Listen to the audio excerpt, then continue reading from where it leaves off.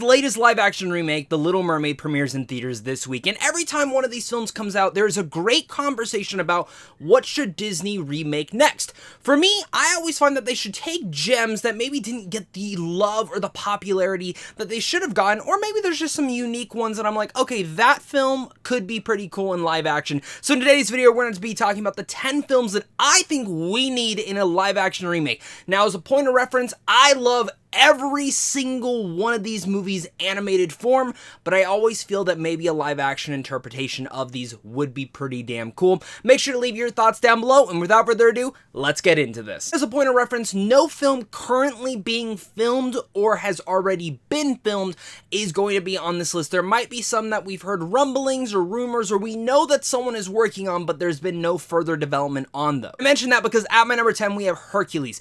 The last thing that we know about this is that the Russo brothers would be producing, and I think it was rumored that Guy Ritchie was going to be directing this. Now, I like what Guy Ritchie did with Aladdin. It wasn't perfect, but I did like what he did that. I love Guy Ritchie as a director, and him taking on Hercules would actually be kind of unique.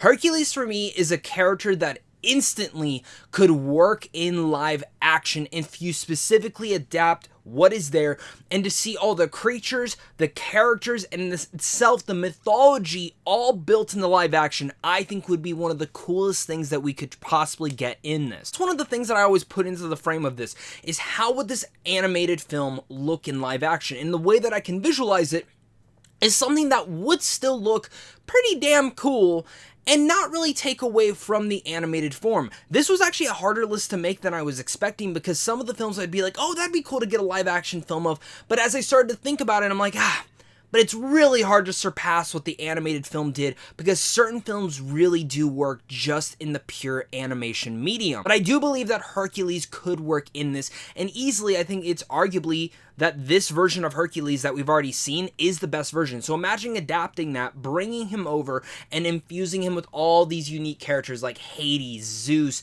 Phil. We need Phil in live action, and Danny DeVito better be playing him. And at my number 9, since Marvel's a huge kick, I am actually shocked that we have not gotten an announcement of a Big Hero 6 movie. Now, I understand in the comic realm, Baymax looks absolutely different, and I'm not saying that I want Big Hero 6 to be completely intertwined into the MCU.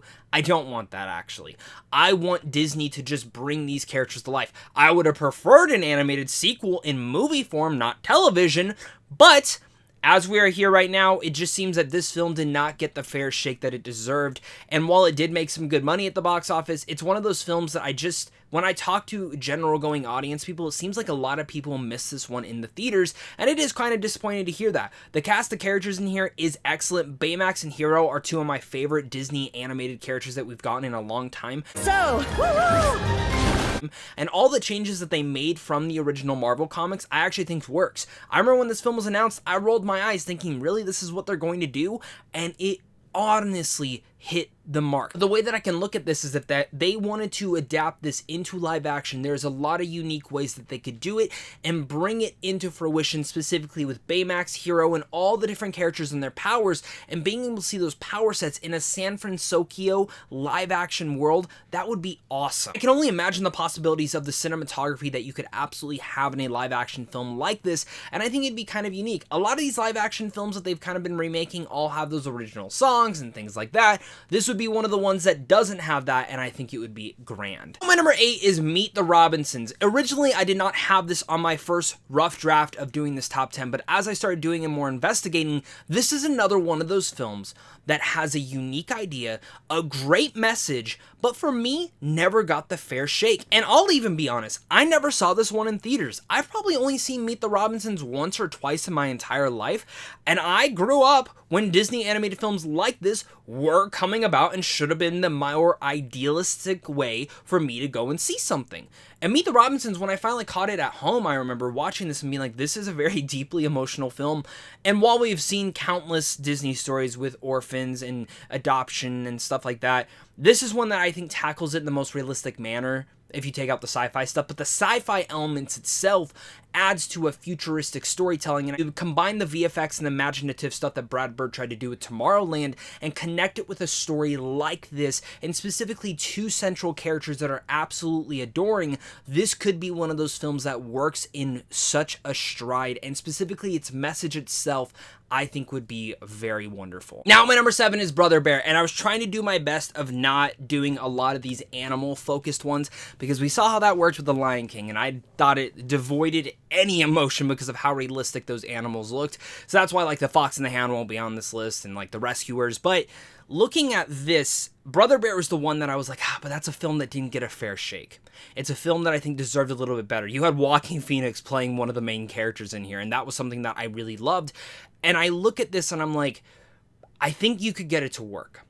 I love the culture and story that they try to tell in here, and I think if you use how Chip and Dale infused, like, the emotion, and obviously, like, it was a little bit easier with Chip and Dale because they are playing animated characters in the real-life world. If you did something with that with Brother Bear and still gave expressive situations to these animals, I think it could work. Now, Little Mermaid, again, I would have preferred the characters a little bit more cartoony. I think there's a nice medium in there, and I think Brother Bear just needs to find it, but I do really love this story. I think it's a very underrated Disney film, and I would love to see a live-action interpretation of this story. But now, my number 6 is Tangled. Now, out of all the films on this list, this and Big Hero 6, for me, are the newest films on here, and Tangled, for me, is a film that a lot of people love. But it's, again, kind of the same category as Big Hero 6. It didn't get the Frozen love. It didn't even get the Moana love. I felt like Moana kind of got a little bit more than all that. And I would really love to see Rapunzel come into play here with Flynn Rider, who I think is one of my favorite characters in a lot of the newer Disney live-action films. And specifically, I was just imagining, like, the lantern scene and certain sequences like that I think they could really adapt into a wonderful light and way. It's like the sky is... Tangled, for me, is one of those special films that feels like it's just waiting to be bleeded onto the live-action screen. And given that development, because for me, Tangled, again, has a lot of interesting perspectives and a lot of interesting twists and turns on the Rapunzel story, but how Disney actually took that, I think, is a unique way of how they can continue it into live action. I know I just mentioned that I didn't want to include too many animal-centric movies, but at my number 5, I thought Robin Hood, if you remade that film and did it like Chip and Dale Rescue Rangers, that film would be splendid. I love the original Robin Hood. I know there's not a huge fan base for that film, mostly because it's just based off nostalgia. When you go back to watch the film, it doesn't hold up all too well, but I do love the character Robin Hood. I love the slickness, the charm of him, and in general, I love that character of Robin Hood. I think if you were able to bring those animal creatures to life in a Chip and Dale style, it could look absolutely stunning, and maybe it could be a little bit freaky, but I think this is one thing that I would love to see in the way and the light that they could bring it to life. And if you didn't want to go full cartoony like Chip and Dale, a movie that actually I hate, but I did like the look of the characters, was Pinocchio. I thought they did a really good job bringing to life Jiminy Cricket and the other animal creatures in there, and I think, again, if you wanted to continue in an element like that, that is the way to do it. Now, my number 4 now is The Hunchback of Notre Dame. I think this is, again, one of the most underrated Disney animated films of all time, and a live-action interpretation of this could be a bit freaky, but also, at the same time, very much showing the message of beauty and inner beauty and not judging a book by its cover. I like how they focused on this character and how they made him look, and specifically the villains and the gargoyles and everything of that nature. The mythology in this film is so top tier, and I find that this is one of those movies that does have some of the best soundtracks when it comes down to Disney animated films.